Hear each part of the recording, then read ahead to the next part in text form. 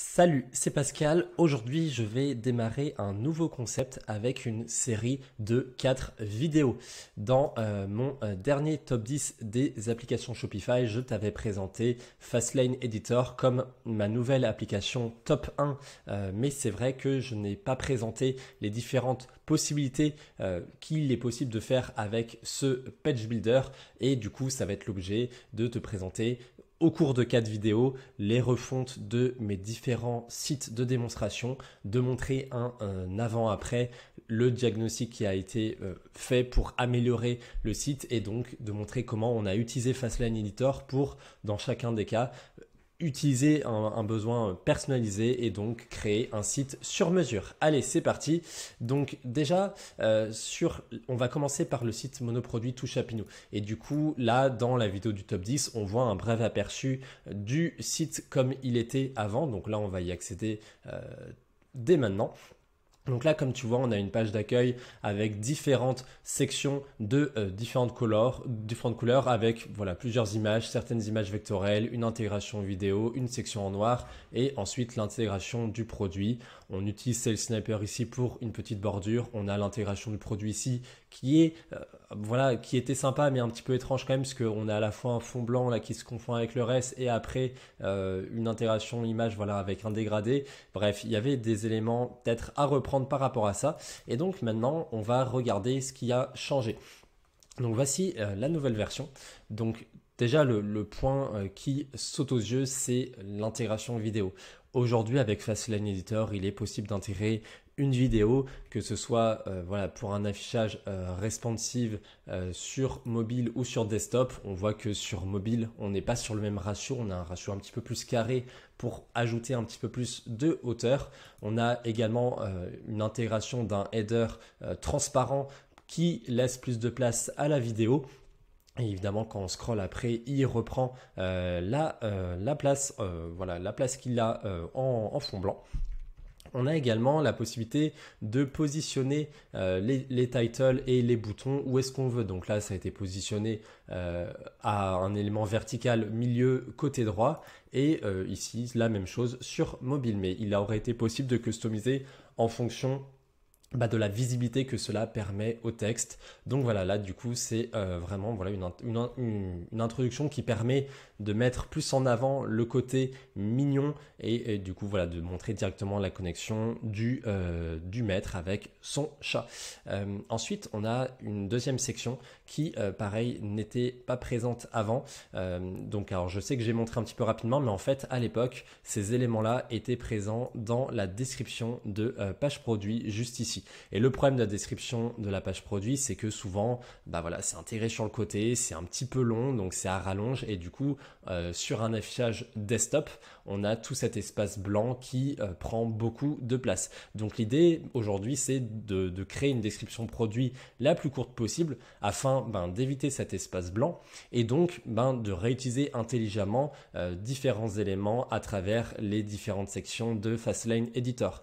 Donc aujourd'hui, il y avait des bénéfices produits qui ont donc été réutilisés dans cette section. On peut mettre jusqu'à 5 bénéfices produits. Et donc évidemment, ce qui a été intéressant, c'est qu'en plus de ça, on peut vraiment mettre en avant ces bénéfices produits via l'ajout d'icônes.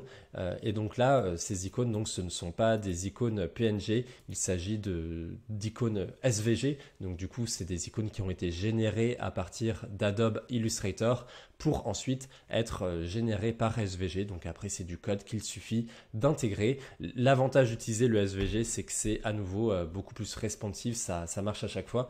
Et l'avantage d'utiliser cette nouvelle section de Fastlane Editor, c'est que comme vous le voyez, il y a des affichages dynamiques via les sliders et du coup ça permet donc à chaque fois d'avoir un affichage un petit peu plus sympa et d'afficher plusieurs éléments. Donc on a une icône qui s'affiche en grand et qui ensuite tourne petit à petit.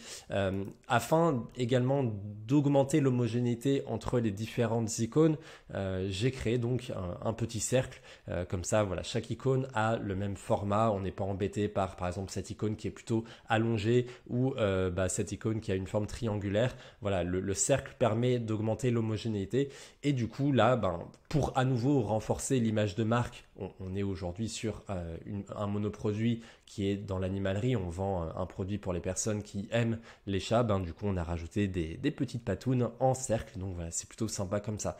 À nouveau, donc, faut noter les boutons qui, à chaque fois, permettent de rediriger directement vers la fiche produit, donc présent à chaque section aux endroits stratégiques. Donc ensuite, voilà, je vais peut-être remettre très rapidement l'affichage de vidéo pour voir. Donc là, après, on arrive sur cette fameuse première section qui a été inchangée. Mais avant, voilà, on avait effectivement très rapidement, on avait ici plutôt le texte qui était présent maintenant désormais ici. Là, le texte a été repris de la description produit pour à nouveau le repositionner des endroits stratégiques. Et là, ici, il y a eu un nouveau vectoriel qui a été fait. La raison, c'est que, à nouveau, je sais que ça va très vite, mais ici, il y avait un vectoriel où il y avait des chats avec l'intégration du produit de Touchapinou et c'était pas forcément le plus esthétique. Vous voyez, ça faisait un espèce de halo et c'était pas forcément, le design n'était pas forcément homogène avec le reste du site. Donc là, à nouveau, pour augmenter le côté mignonnerie, on a remplacé ce design par un autre et du coup voilà, c'est vrai que ça apporte déjà un peu plus de sérieux et finalement le produit qui est tout seul, il a été mis ici. Donc là maintenant on a désormais une intégration dans la fiche produit qui est beaucoup plus cohérente. Un mot aussi sur la charte graphique. Comme vous le voyez à nouveau ici sur ce site, il y avait à l'époque une stratégie un petit peu en bandeau. Alors, qu'est-ce que j'appelle ça? C'est, vous voyez, à chaque fois, il y avait l'image qui avait le même background que le texte ici. Donc, ça donnait voilà, un effet section par section, ça augmentait la lisibilité, mais il y avait un petit peu toutes les couleurs. Il y avait les couleurs rose, bleu, vert, gris, noir, donc il y avait un petit peu de tout. Aujourd'hui, la stratégie, ça a été d'homogénéiser l'achat graphique autour de deux couleurs principalement, ce rose clair et ce bleu clair. À nouveau, ça renforce le côté mignon, gentillet. Vous voyez qu'à chaque section, soit on a une section un peu neutre, un peu en gris, soit sinon c'est du bleu ou du rose et ça se retranscrit à chaque fois. D'ailleurs, une mention sur la section Le saviez-vous? À l'époque, la section Le saviez-vous était enchaînée avec les autres sections, ce qui faisait que la fiche produit apparaissait plus tard dans le site. Donc voilà, la section Le saviez-vous était juste ici. Aujourd'hui, cette section, comme elle est un peu plus anecdotique, on l'a placée justement à la fin de la page. Et du coup, aujourd'hui, à nouveau, on a remplacé le fond noir par un fond en rose. À ce sujet également, vous avez une homogénéisation qui a été faite sur les bordures. Donc ça, ces bordures, c'est possible à les réaliser directement dans Fastlane Editor et de les intégrer en haut de chaque section. C'est vraiment la stratégie. Vous avez une section, vous mettez une border au top et vous reproduisez la même chose à chaque fois. Après, c'est un petit réglage pour gérer le background et la couleur de la bordure, mais ça se fait très bien comme vous le voyez. Et du coup, à nouveau, ça permet de renforcer l'idée de parcourir la page d'accueil et d'aller toujours plus vers le bas. Donc à ce sujet, du coup, les bordures impliquent quand même un changement. C'est que du coup, par exemple, si vous allez sur l'une des anciennes sections, vous allez voir, hop, tac, voilà, hop. En fait, il y a des sections sur lesquelles, en fait, vous pouvez maintenant plus vous permettre de mettre des designs qui touchent la bordure basse là ici. Vous voyez là, si vous avez maintenant ce fameux triangle qui s'ajoute, ça va faire un petit peu bizarre d'avoir une image qui touche la limite de la section. Donc pour cette raison, l'ajout des bordures a quand même un petit inconvénient pour lequel il s'agit de s'adapter et ça concerne du coup les images, elles doivent entre guillemets flotter dans les sections. Vous ne pouvez pas vous permettre à vos images de toucher la limite d'une section ici ou ici. Voilà, j'espère que je suis clair par rapport à ça, mais du coup voilà, donc à nouveau ça implique que pour le sourcing des images il faut réfléchir à ça en amont et du coup tout prendre en compte au bon moment. Un autre petit ajout qui a été fait, c'est ces fameux petits vectoriels en dessous des titles. Alors, ils étaient présents à l'époque directement via du code HTML, donc c'était un petit peu fastidieux à chaque section de les ajouter proprement et forcément ça alourdissait un petit peu le thème.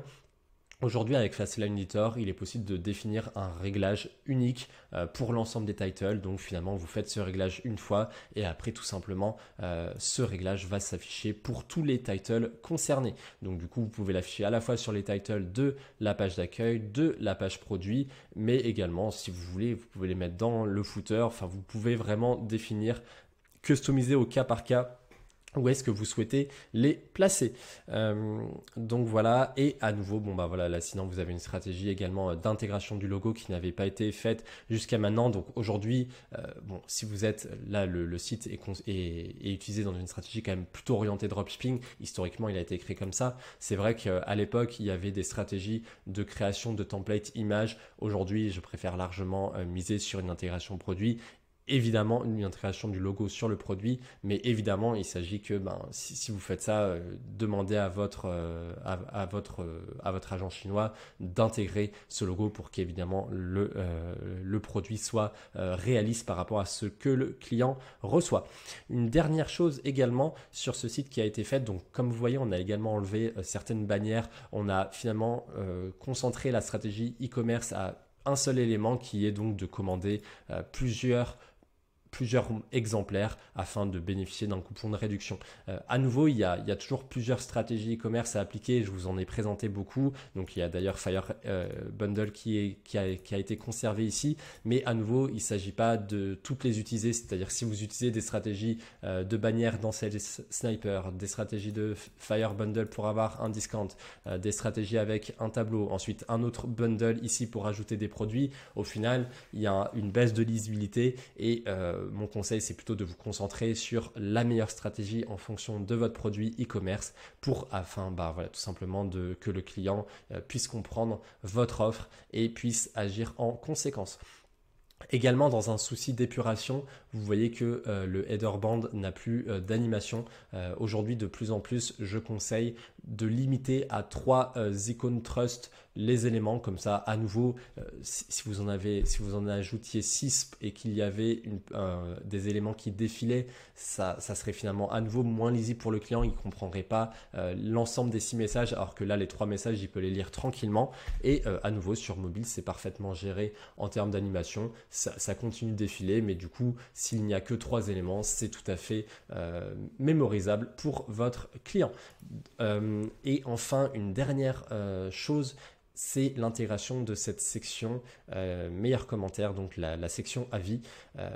Pour mémoire, à l'époque, il y avait une section qui prenait à peu près la pleine largeur, mais elle était, niveau design, c'était pas forcément très intéressant. Aujourd'hui, c'est un espèce de slider que vous pouvez contrôler comme ça, et c'est plutôt sympa quand même d'avoir une intégration de section, un changement de section. À nouveau, on peut jouer sur des dégradés. Là, vous voyez la couleur, le code hexadécimal, c'est ED, ED, ED, mais ça passe ensuite à F7, F7. Donc voilà, vous pouvez jouer sur des dégradés comme ça peut toujours être intéressant. Avant la section le saviez-vous, on a ajouté évidemment une petite section FAQ liée au produit et à nouveau une intégration du blog. Finalement, s'il y a une chose à remplacer sur ce site, et c'est d'ailleurs en cours, c'est la page à propos qui n'a donc pas qui n'a pas vu une refonte. Vous voyez qu'aujourd'hui, cette page utilise toujours des anciens outils comme Fastline Funnel qui permettait du coup notamment d'intégrer des images et de faire plusieurs éléments, d'intégrer également le produit directement dans la page à propos. Aujourd'hui, l'idée, ça serait de reprendre cette page à propos pour notamment continuer avec cette intégration vidéo qui est beaucoup plus qualitative et ensuite de proposer à nouveau un design un petit peu plus homogène au travers de l'ensemble des fiches produits. Voilà, c'était tout pour cette première vidéo. J'espère qu'en tout cas elle vous a plu. Si c'est le cas, n'hésitez pas à ajouter un petit like. Si vous avez des questions, posez-les en commentaire, j'y répondrai. Et de toute façon, je vous retrouve la semaine prochaine pour la deuxième présentation sur un autre site monoproduit. C'était Pascal de la chaîne Boutique Shopify Professionnelle. À très bonne semaine. Ciao.